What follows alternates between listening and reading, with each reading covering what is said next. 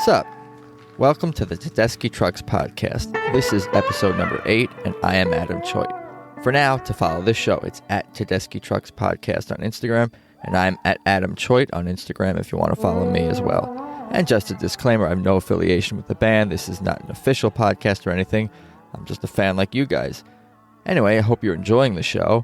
And if you are, I would greatly appreciate it if you would take the time to write out a short positive review on iTunes. This is definitely helpful. I'll just get into it. Today's guest is writer Marley Jay. Marley has been following the Allman Brothers, the Derek Trucks Band, and Tedeschi Trucks Band for almost 2 decades now. Even got to spend a few days covering the Derek Trucks Band as a journalist, which of course was an amazing experience. And this fellow Long Islander also had a very special relationship with his late brother Tyler, and so did Derek and the other musicians. There's really a lot of meaningful stuff in this one. We talk family, we talk guitar, we talk being named after Bob Marley. Let's just get into it. Here's Marley Jay. So it's good to see you today, Marley Jay. Thanks for joining me here. Thanks very much for having me, Adam. Oh, for sure. How are you holding up during the apocalypse here? We're doing okay. You know, my family's healthy. Everybody's doing fine, and that's kind of as much as you can ask for right now. We got outside today and had a nice walk in the sunshine, and so no complaints on that score. Yeah, you're in New York City, right? So it must be a strange times in the city. The vibe around must be weird. A lot of people already probably left the city, I'm guessing, as well. If they could. A lot of people did, supposedly, and things have gotten a little bit closer to back to normal compared to where they were like a month and a half ago. And we're close to one of the bigger hospitals in Brooklyn too. So there was a period of a couple of weeks where it felt like the sirens were nonstop, and it's wow. Luckily, it's not quite that bad anymore now, but things are very different from what they were a couple of months ago. The sirens were more nonstop than usual for New York City, which is pretty nonstop. It's not quiet here at any time, but things are different, and they're a little bit closer to normal now. Well, it's good to hear you're doing all right and surviving, and the family is doing well. We can get into it in your life. Did you say you grew up in New York City, in that area, in that part of the country? I was born in the city, and I grew up on Long Island. So that over the years, that kind of ended up being a real stronghold for Allman Brothers fans. I guess for most of my life, I haven't been more than like 2 hours or something from the Beacon Theater. So I was going to ask, where in Long Island did you grow up? Merrick. Yeah, I used to live in East Meadow for the first 6 or 7 years of my life, and then Dix Hills out in Suffolk County. So okay. I've heard of Long Island. Yeah. So Meadow, right? That's they're like right next to each other. So right. Yeah. There's not much difference between one town and the next in that area. Don't tell the people living near these towns, but you're right. All right. And what about music growing up? Were you a musician? Did you play instruments? Did you sing? Like, were you listening to all kinds of different kinds of music? Where were you musically at during your childhood and growing up? Where was I musically? That's a fun one. I mean, I'm named for a musician, and that always that was always an influence. I kind of grew up listening to a lot of my dad's 60s and 70s favorites, and then got into the alternative stuff when that started to become big in maybe 91 and 92. And I'm still a big fan of a lot of that stuff, actually. There's a lot of real meaning for me in that stuff, and like Nirvana and Soundgarden. But the thing that really changed course for me musically was my dad always had the Allman Brothers playing around the house, and I kind of just dismissed it. But then we were driving around one day in the summer of '96, and he was playing the Duane Allman anthology in the car, and I'm sure I'd heard it dozens of times, but it just struck me completely differently. And I remember borrowing that CD from him immediately as soon as we got home, and listening to Dreams and to the cover of Walk on Gilded Splinters that Duane Allman did with Johnny Jenkins. And then I guess I knew at that point that those Beacon Theater runs were happening, and I didn't even know that my dad had been, had seen the Allmans 20, 25 years earlier. but I must have said to him, I know they're going to be in New York City in March. Can we go see them? And we did. And then, we saw them once that run, and then twice the next run, and then, 4 or 5, 8, 10 times a year sometimes. How old did you say when the run started, when you first started to get into the Allman Brothers? The first time I saw them was right before my 15th birthday. Yeah, what changed? It was what song did you say was a particular song Dreams. in the car? It was Dreams. It was the studio version of it from their first album. And I really couldn't tell you what was different. I just thought, wow, it was just reaching out of the speakers and grabbing me. It was just very dramatic and very urgent. Right. And it was just really powerful. And I guess maybe I was in a frame of mind where I heard something in it that I hadn't heard lots of other times. I think that's what it is, because I don't want to get into myself too much, but like I got into Tedeschi Trucks first and Derek first, and then kind of dove back into the Allman Brothers, like more within even the last 2, 3, 4 years. But I think it's something about where you are in life that I guess you can say that about all music, but particularly the Allman Brothers, some kind of emotional stirring is going on at that point, whether we understand it or not, that makes us, I think, because I knew of the Allman Brothers music. I heard a lot of their hits on the radio. I liked their music, but I wasn't a hardcore maniac fan yet. But I think later in life, for whatever reason, it seemed to connect with me more. And I guess Derek and Susan and Tedeschi Truck was a bridge to that in some way. But that's cool. It's cool to hear that. So you said you weren't a musician or anything like that, no background in playing instruments? Well, not a good one. I've played guitar since I was about 14, and I still mess around with it now and then, but nothing other than like a band I was in high school. There isn't anything like special in terms of accomplishments or anything like that.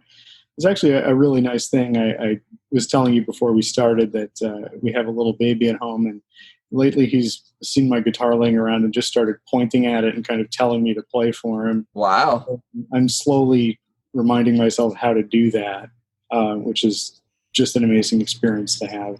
That's cool, because I was going to think, I was going to be like, wonder, this guy must be playing guitar. I want him to know if you're playing guitar. I was going to encourage you to play, but I was thinking, you're probably too busy with a almost less than 1 year old baby. I don't have time to play guitar. I got a lot going on in my life, trying to pay the bills, figure out this virus, take care of the baby.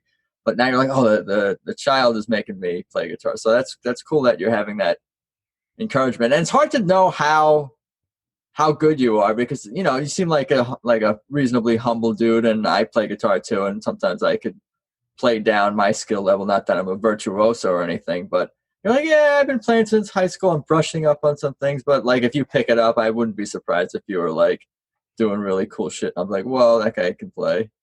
Are you humble or are you good, or both? No, I'm really not good. I really, there have been periods in my life where I would play every day or almost every day, and I haven't had the time or energy for that in years. I would love to get back to that, but yeah, when you're trying to make ends meet and doing things, and then also chasing a baby around and hoping you get a good night's sleep, it's a little hard to find the energy for that. Maybe one day I'll get back to being as bad as I was. Get up to that level again or something. What kind of stuff did you play even when you were playing, I guess, even more like every day? I know you said you were in a band in high school, but did you read music? Did you take lessons? Did you play chords, scales, tabs? Were you fucking around with that kind of stuff? Well, I was learning during the heyday of like tabs popping up on the internet, and you wouldn't know if they were right or wrong, but it was all you had to go by. I spent way more time kind of playing along with the Allmans or whoever just in my room than I did jamming with anybody else. But I still remember, like, the first time I figured out a blues scale, I was trying frantically to play along with whipping post, and I think I just accidentally got 2 or 3 notes right, and figured out just that slowly climbing part at the climax of the song, and that was a little bit of a musical breakthrough for me. I still remember that very clearly. It always feels good when you play that riff when you play it correctly that first time. That's the best. Yeah, that was in terms of like musical achievements, that was one of the few, but it was it's a good memory. It was mostly just me jamming along with records. I did have, for like a year or two, I was with some other guys in like a sort of like a weird hybrid alternative kind of a band. I remember our other guitar player wrote most of the music, and he was a big Frank Zappa fan. And I mean, I respect him, but that's, in terms of like the complexity, that's just a level not at. Maybe that's why I haven't really got it. Not saying that Frank Zappa's prog rock, but music that has tons and tons of sudden changes and quick changes and lots of jazzy chords. Maybe I'm not ready for that yet. Yeah, there's. I don't know. He definitely saw himself as like a composer first and foremost, right? And, would do very, very weird stuff, and it's not. If you're not in the frame of mind to like follow along with that and appreciate crazy virtuosity and then dumb or offensive lyrics, then like, it's probably not going to hit you on the emotional level that like an Allman Brothers thing or a your soul thing will. It's going for a different kind of place. No doubt. Did I ask if you had like siblings and they were into music, or any other music influences in your life, close life relationships growing up? Well, yeah, my dad's been a guitar player forever, so he and I would play together sometimes. My youngest brother picked up music. He and I would jam together a lot. He was a drummer. Although we'd play guitar together once in a while also. That's one of a really powerful memory of him for me is, I'd get my guitar and he'd sit down behind his drum kit. Sometimes our dad would join us, and the three of us actually making music together. That's a thing that I think about very often. That's awesome. Do they know that? You never tell them that. Oh, well, they do know it. My dad knows that. My brother actually passed away years ago. Oh, I'm sorry to hear that. This all ties into the Tedeschi Trucks and Allman Brothers stuff. I'm happy to talk to you about that too. But we'll get into it. So he was 10 years younger than I am. So we didn't, sit down and have a kind of conversation about, do you know what this means to me? But, sure. I know it meant a lot to him. It certainly did to me also. Yeah, I imagine so. It's hard to know. Your family playing music together, that's always going to be special at any age. What did you think that we'll get into the TTB and the Allmans more, I'm sure, but what did you think you would be doing with your life, I guess, growing up and going through high school? And I don't know if you went to college or not and studied something specific and trained for something, but where was your life headed professionally, did you think? Writing is writing has kind of always been the only thing I wanted to do or knew how to do. I've ended up, a lot of what I'm doing is financial journalism, which is not a thing that I planned or prepared for. It's much more a thing of an opportunity that presented itself. But I also write things for myself on the side. But writing and journalism were kind of the plan going back to high school. And for everything that's happened to those industries in the last 15 or 20 years, in that sense, I've been pretty lucky not to get hit with all of the different disruptions and chaos and job losses that a lot of people have. So just connecting with different outlets that put things out online, whether it's the financial stuff, the music stuff. It sounds like you're doing some independent stuff and freelance things. Just those have been the opportunities, I'm guessing. Yeah, I have been lucky a few times to hang on at the right places, and that's helped me a lot. And you find some place where it's kind of working for you, and then if you're lucky enough, you can carve out a little bit of a niche there, and that's kind of been the thing for me. And you've always been more into like journalism style writing and almost like reporting. Is that always you said that's what you studied, I believe? That is what I studied. Yeah, I went to college for that. I did the high school paper for a minute. It's an easier way to pay the bills and things than writing fiction, for example. I do have fiction I'm writing that I'm trying to sell, but but yeah, in terms of keeping a roof over your head and doing those things day to day, it's definitely easier to, look for places in journalism where that people definitely want to read, and kind of sticking with that. Am I allowed to ask what that fiction book was kind of about, or like not necessarily about, but like what maybe genre, or like what's, something about that, like what your passion is in terms of fiction? Oh, absolutely. It's a thing I'm very proud of that I really believe I could sell. I just need to give it one more round of revamping, but it's literary fiction. It's set in Thailand at an elephant rescue preserve, based in part on a place I've actually been a couple of times and people I've actually met there.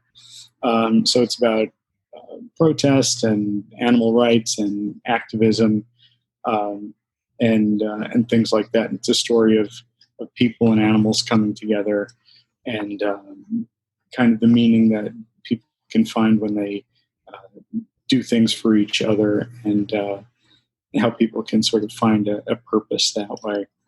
So that's been a passion project I've worked on and off for some years, and it's inspired by real places and people, but that's awesome. The work of fiction. So no, that's exciting. I'm gonna check up on you in a couple of months or maybe sooner to see where we're at with that next pass, to make sure you stay focused on it. You're like, I don't need you for that. I'm working on it, buddy. Well, I need more help with that. More than that? Between the sleeplessness and just everything else being tumultuous in life, I could use a little more of that from me, and I'll take it from other people too. So cool. And it doesn't sound like you could help me or are willing to help me get some tusks. If I want to get some elephant tusks to hang on my wall. No. You're not the right guy for that? No. Let the elephants have those. Okay, fair enough. No, I like elephants. They're smart, and they can hurt you without even trying. They're wonderful. They're very, very emotional and sensitive creatures. It's one of the best things about going to these places I'm talking about is seeing the relationships they have with each other. It's really incredible. They have friends, and they have others who annoy them, and it's really the same as watching people. Wow.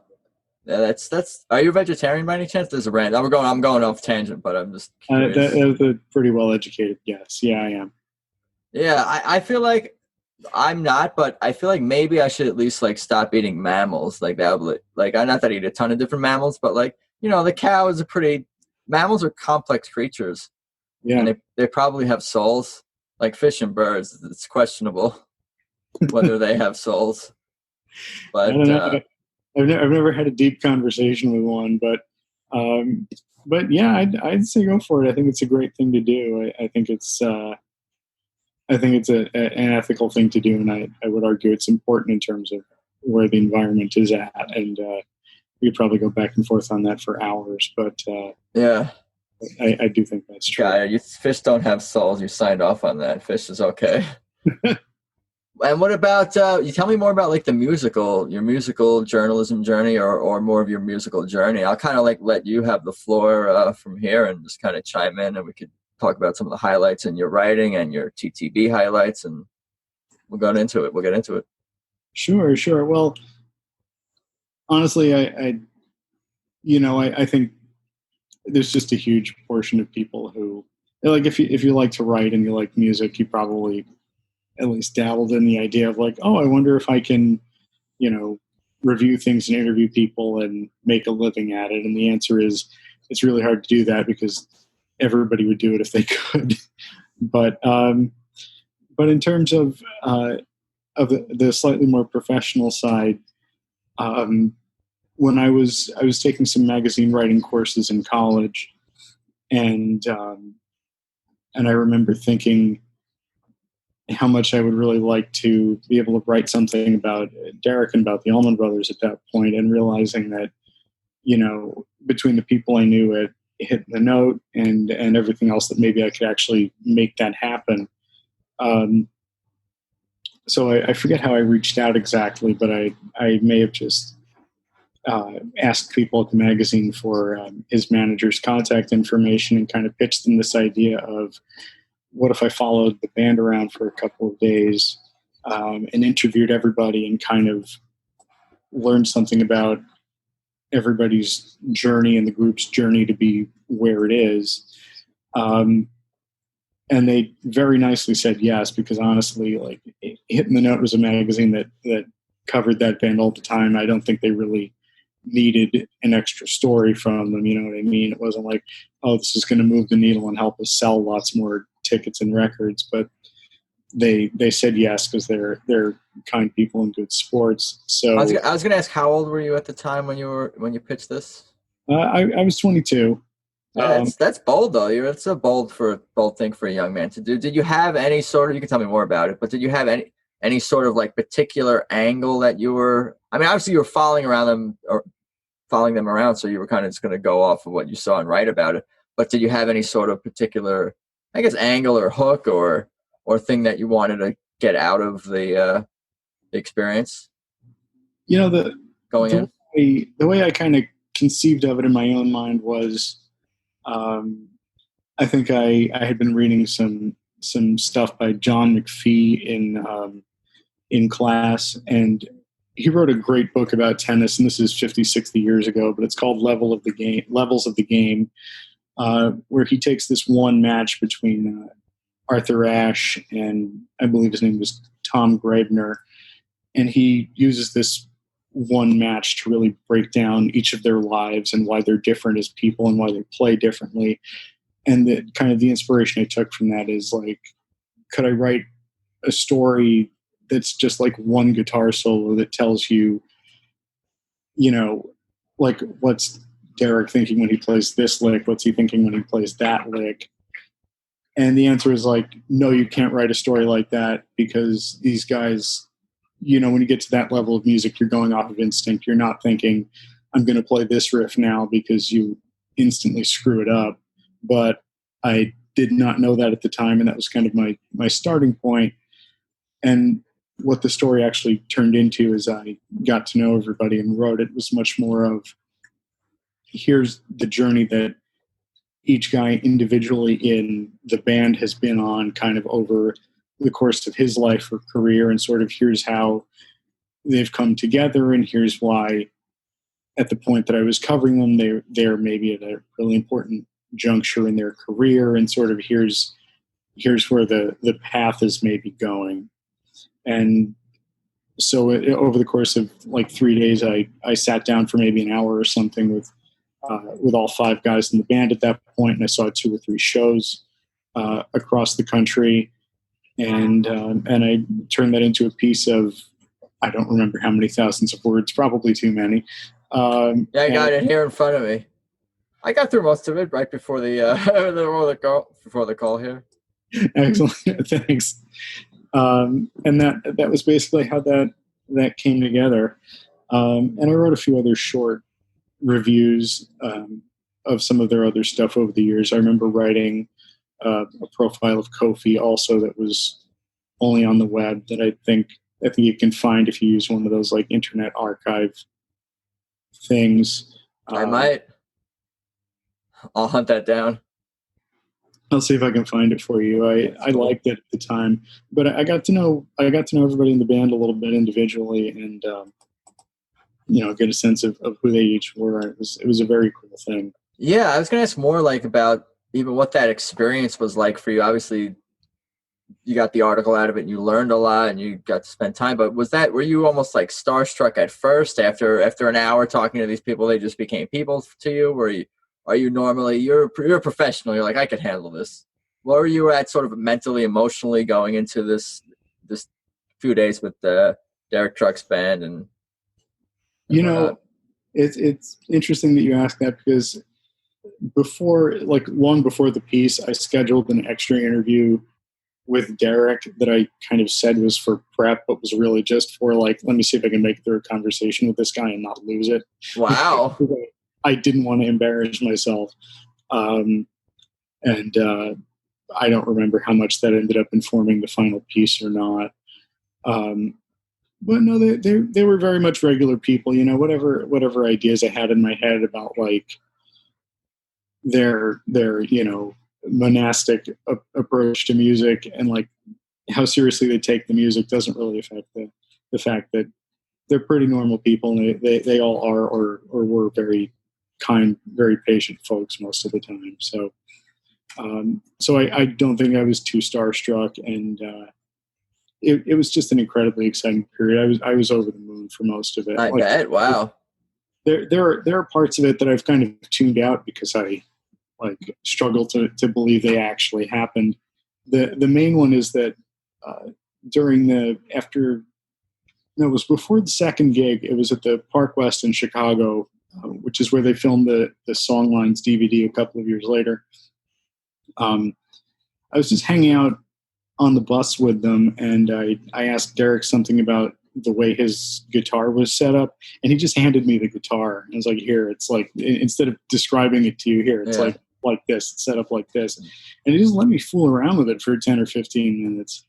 It was a really nice thing, and I don't know if he knew what that meant to me because I was trying to be professional, but it was it's a very, very cool thing. Yeah, I mean, it shows that he had trust, a high level of trust, because I'm certain that was not a inexpensive guitar either that he was handing you. Well, I mean, it was his. I don't know if I dropped it and broken it, I don't know what he would have done with it. I'm sure he would have had a backup, but more than the price tag, it was more just, right here, just the level of comfort with that. And that was a very kind thing. And when he handed it to you, did you play Stairway to Heaven immediately? I played Elizabeth Reed, and the thing is, I can't really play guitar in the tuning he plays in, so it was very, very slow and halting, but I remember slowly fooling around with that. And was that nerve-wracking in itself? Because that's probably my fear, is nightmare, is Derek saying, here's my guitar, play it, and impress me. And it's like, what? How? That's impossible. I don't even know how Susan can ever follow him. She's a brave soul, talented guitar player too, of course, but like that will scare many guitarists. You definitely don't want to hit a lot of wrong notes in front of somebody who's playing you've listened to every day for like however many years it was. Yeah, that's that's true. No, it turned out about as well as it could have, like considering I don't know how to play that way. No, it was nice. I remember he said like, "Oh, hey," like he recognized what I was doing. Like, there you go. So it was good enough for that, and I can't ask for much more than that considering the circumstances. It was that is some bucket list stuff right there for many people probably listening to this, I would guess. It's funny you say that way. Yeah, I've had a lot of bucket list moments with these guys in ways I never could have expected over the years. Like being a fan of these guys in these groups has, if it was only something for me personally, that would have been amazing. But the things that ended up meaning, for friends and family and the relationships I had through that was just, you get so much more out of this than you ever would have expected, Were you talking to other people, your friends and your dad, throughout this interview, like at night when you were done or whatever, and you had some alone time or something after a show, and did you call your dad like, dude, this is fucking amazing, you won't believe I played Derek's guitar today, but I was on the bus or whatever? Were you already sort of sharing your experiences a little bit with other people? I mostly kept radio silent about it, but I remember a friend of mine called me a couple of days later and was asking me about this trip I was on, because I went from Milwaukee to Chicago to Atlanta, and I guess a friend was calling to check in on me, see how I was doing, and I caught him up on a couple of the stories that I learned along the way. I still remember him telling me, I have never heard you sound like this. I've never heard you sound this excited about anything. Yeah. You seem like a pretty mild-mannered guy. Yeah, I've heard that before. You're not mad at me, are you? No, I'm just kidding. How would you even know if I was? Exactly. That's the challenge. But yeah, that was a very cool experience, and they were very generous with their time, and it was a very cool thing getting to know everyone that way. I imagine so. I want a quick question that's sort of not related, but have you had any other experiences with like dealing with high profile people in your journalism career and professional career that sort of are on that level, whether, it's someone you love, like, like the Allman Brothers, Derek Trucks and TTB, or someone outside in another field that you're like, wow, I can't believe I'm here? I mean, it's different. I've interviewed a few well-known people over the years, but the nothing quite like that because of just the meaning that this music and these people have for me on a personal level, on an emotional level. It's a little bit different from somebody you deal with in a purely professional capacity. It's a little bit of a different thing. Yeah, you're talking about like a congressman or someone that like means nothing to you. Well, I'm not saying means nothing exactly. It just connects with you on a different level. And also, right.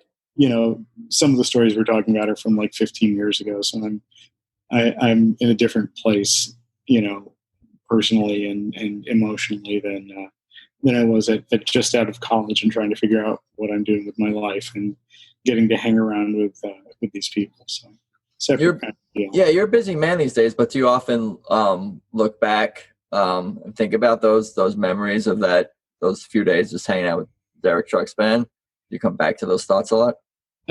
It's come back to me a little bit more the last year or two with after losing Rico and Kofi. That hurt a lot, and right.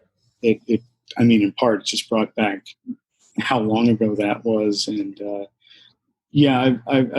it's funny because I wrote that story. It was 2004, 2005 when it came out, and there was a long period where like once a year, every other year, I'd be like, oh, I don't have a copy of this. I should read that again. I wonder what it looks like.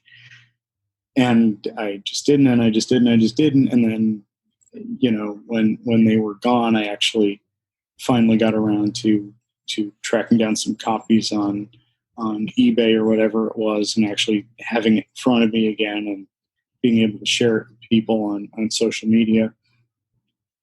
And getting to go back there, and that was a very powerful thing. That was enormously meaningful, and it's a hard way to get to revisit some very happy memories. But, yeah, it gives them more meaning, perhaps, though, in some way.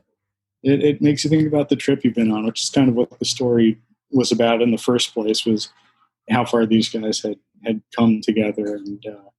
Everything they had been through that sort of brought them to each other. Yeah, I think just from a fan's perspective, and I'm sure this is something different band members over the years have expressed, is that they're like a family. And in many ways, I think they make the fans, Derek, Susan, Kofi, Enrico, all of them in some ways seem to make the fans feel like part of the family. Even if you're just someone who's never even seen them live. I've never seen Enrico Scott play. I've never met him.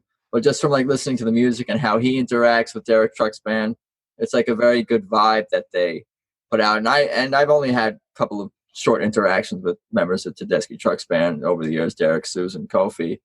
And even then they make people feel like they're part of like what's going on, the experience, the music, part of the whole Tedeschi Trucks family. So just from listening to music and a few short interactions, I've gotten those sort of, those positive feelings and vibes as well. So I can only imagine like somebody who's spent days with them and have seen, you said you've seen Derek play 60, 80, 70, whatever plus times I remember you mentioned to me. Like, so that must be, it's like a loss for you, it's personally like, and we feel it too with Kofi and Enrico no longer around. Yeah. For them, they take what they do very, very seriously. And as people, they don't put on airs or anything that in any way I've ever seen, but they take making music very seriously. They take performing for people very seriously, and like the fact that at those Allman Brothers Beacon runs, like people would fly in from across the country or from Japan or Norway or wherever, and like they would come to New York and see 2 or 3 shows and go home. So I remember Derek talking often about like. You don't want to deliver a bum show when somebody's got that much writing on it. And yeah, they have the whole drive home to to criticize.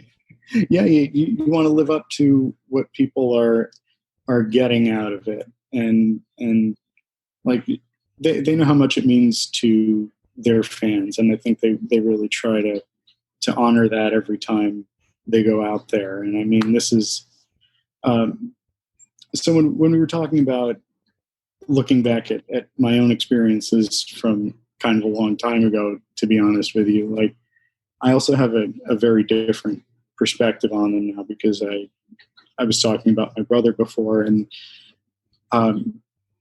so he was diagnosed with a rare type of cancer when he was 14 years old, and this was in 2006. And there were a lot of ups and downs for him over the years. And one of the things that really helped him a lot was, we reached out through friends of friends, and members of the band showed him real kindness, and they were very, very supportive. And in 2009, that was the year of the Allman Brothers' big 40th anniversary Beacon run. They kind of did a huge blowout. And he was at, I think, 10 out of those 15 shows with friends and with other members of our family, and I was at a bunch of them. And so he and my parents and I had a dinner after one show one night with Derek and O'Teal, and like O'Teal got him on stage for the last couple of shows, and actually played his bass for a couple of songs during one of the closing night shows. And like, wow, they stayed in touch on and off throughout the rest of his life for another about a year and a half after that point. Like, O'Teal sent him a couple of like demos for what became Revelator, just like rough tracks of songs. Wow. And Derek would drop him a note once in a while saying like, "Hey, thinking of you." And like, just they know that there are people in their audience who really, really need the lift that music can give them, and they take that incredibly seriously, and they are really kind and generous in that. Dude, that's why I'm doing this podcast, just to hear stuff like that, because that's the kind of thing I'm guessing that you can't or you can, but it's not something you're gonna talk about every day. No, it's probably kind of hard to talk about, but also I'm happy that I can get that on tape and record and share with people. I think that's the kind of stuff people want to hear and appreciate, and it means a lot to a lot of people. It does, and even if people aren't going through those kinds of straits, we've all had low moments where music helps, and I think part of the reason that they do resonates with people the way it does is they know what it can mean. So. Wow. And this was all before you had even written that article for Hitting the Note. No, this was that was well after. The article was written in 2004, and okay, stuff I'm talking about. That's right. 2009, give or take. So, yeah, that was a few years later. So, but it was kind of independent of me. Sure, it's almost funny because when I see you write an article, Derek Trucks has been playing guitar for 10 years, or has been on tour for 10 years. That could be he's been not doing it since he's 9 years old. So yeah, if you're writing an article when Derek is in his early 20s, that he's already been at it for a decade plus professionally. Yeah, that was one of the funny things about the story I wrote that we were talking about is. I'm trying to think, 2004, he would have been about 25. So it was just at that point where people were not paying as much attention to how young he was, and like how crazy it is that somebody his age was a really successful musician. And like now it's not even a thing anymore, but that was all of the headlines when he was a teenager, and 20, and then 25 people talk about it less. And it was kind of, as that reputation sort of went away, it I think allowed him to stand on his own 2 feet a little bit more in terms of reputation. You probably like that. I mean, yeah, because you probably get that question a lot, or something related to what's it like to be a teen guitar player? What's it like to be a teen on tour? What's it like to be this and that? It's like, can I just play music and not answer this question? Yeah, I think that's exactly right. Yeah. And he was probably never as rude or as No, snapping back as even I was just in that moment thinking of it. no, but I'm sure it was like if you get interviewed a lot, you're gonna get asked the same questions a lot. It's just the way it goes. And like, yeah, I'm sure there were times you would have rather been talking about anything else than answering again, like, oh, what's it like to play in a club when you're too young to drink or whatever. Yeah. When what about after the shows with your brother and the article and all that earlier? Where did kind of your fandom, and your journalism and music life go from there? In the years after my brother's passing, my family created a music therapy charity, and the Tedeschi Trucks Band was actually nice enough to support it at one point. We asked them, this could have been in 2011 or 2012, if we could set up just like a booth at a Beacon show to like tell people about what we were doing, and they actually just offered us a little bit of the proceeds from that one show, like that was on their end, Wow. which was a tremendously nice thing to do. So they were very supportive that way.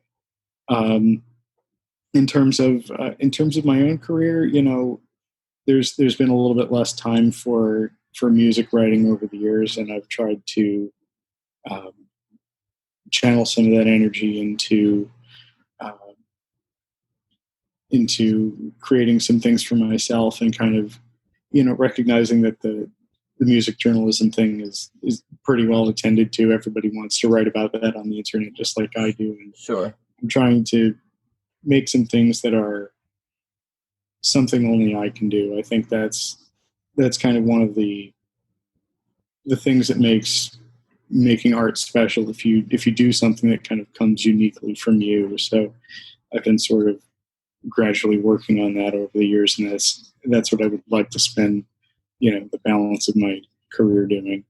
That's great. And you said you've seen Derek Trucks how many times play live? My guesstimate would be about 90. Whoa. And what is the breakdown of the acts? Allman's, Derek Trucks Band, Tedeschi Trucks Band? I'm guessing are the main three you've seen the most. It'd be something like 15 with the Derek Trucks Band and 70 something with the Allman Brothers, and then another 10 or something with Tedeschi Trucks. It'd be something like that. That's the benefit of living near New York when the Allman Brothers I see. 10 or 12 dates at the Beacon every year, and then come through Jones Beach once or twice a summer. And then, Tedeschi Trucks have done their Beacon setup for shorter, slightly less crazy runs for the last 5 or 6 years or whatever that is. But that's juiced my numbers. I see. And what have you gone to other shows in other cities, like traveled outside other than, when you covered the band? Yeah, I have a little bit. I went to college around Chicago, so I would catch them whenever I could out there.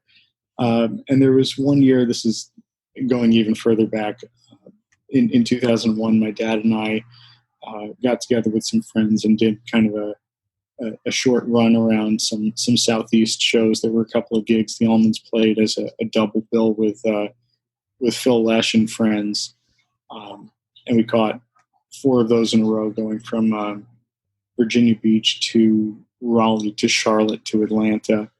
And that was a really fond memory. And I think actually Derek was the opening act for all 4 of those. And if knowing what I know now, I would have gone and made sure I caught 100% of those opening sets, because I didn't see all of it.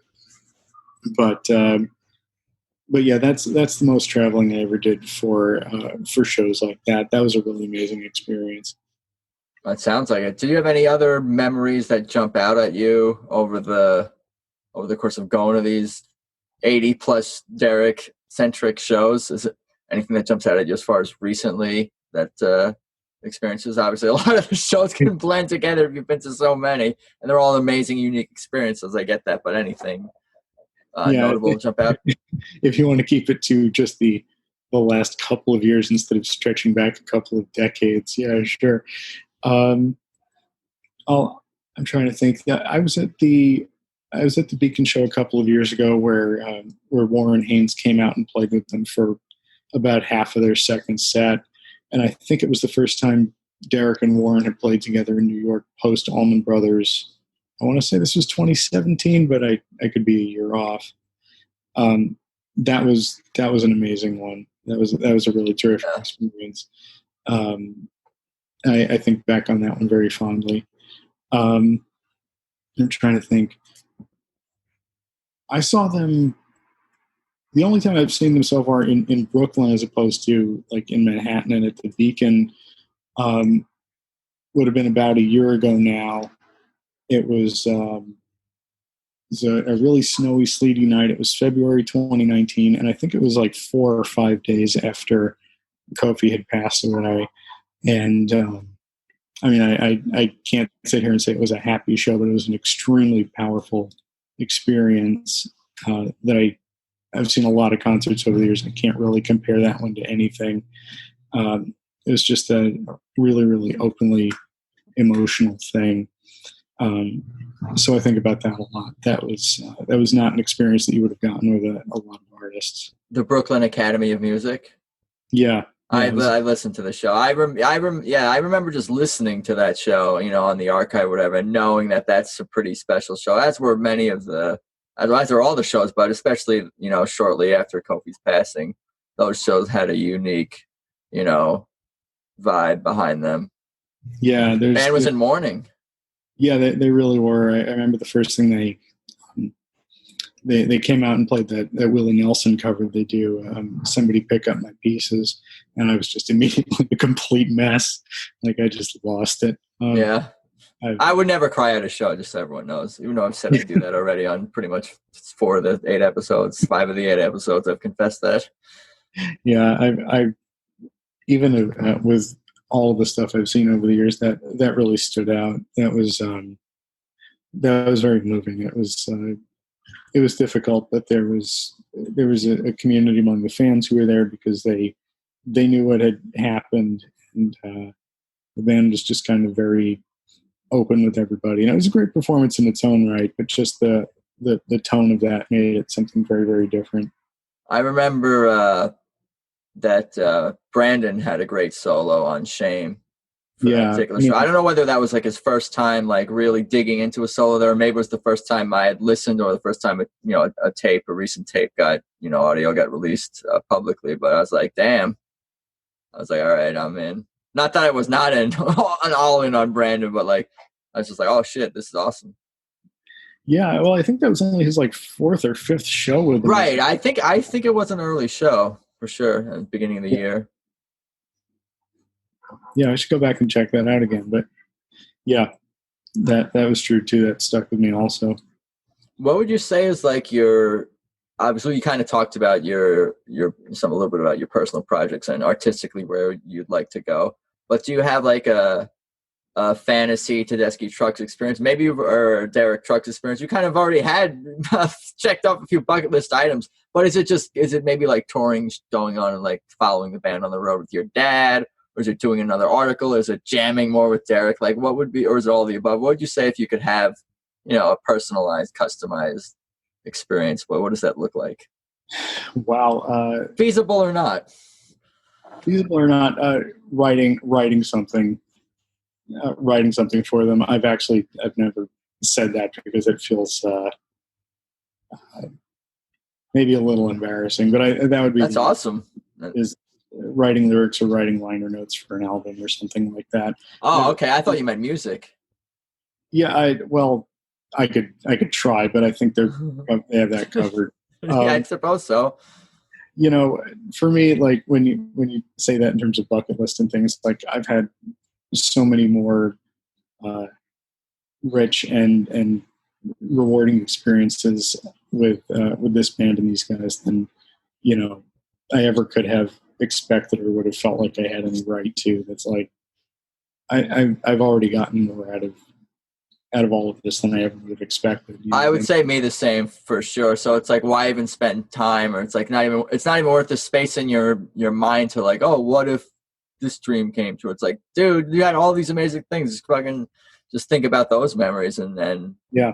and appreciate those. And it sounds like you're doing that. And I think I'll let you get on with the rest of your day and your life and check on the baby. I definitely appreciate your time. Why don't you tell people where they could follow you, find you if you want, if you're anything you want to promote. I know you mentioned some different causes, so I'm going to give you the floor and you could talk about anything else you want to talk about or plug things you want to. It's all yours. Oh, wow. Well, that makes me wish that I had more to promote in the immediate term. It's okay. I've got to think about that one for a minute. I'll tell you, I do have. So we've mostly talked about journalism and writing. I have a side gig where I officiate weddings. I marry people, and actually, just this past weekend, for the first time, I did that for someone over Zoom. So because love finds a way, and it's everybody's trying to adapt to the new situation that we find ourselves in. So if there are New Yorkers looking to get married out there and trying to figure out how to make sense of all of this, I'm at marriedbymarley.com, and people can find out a little bit what I'm about and reach out to me.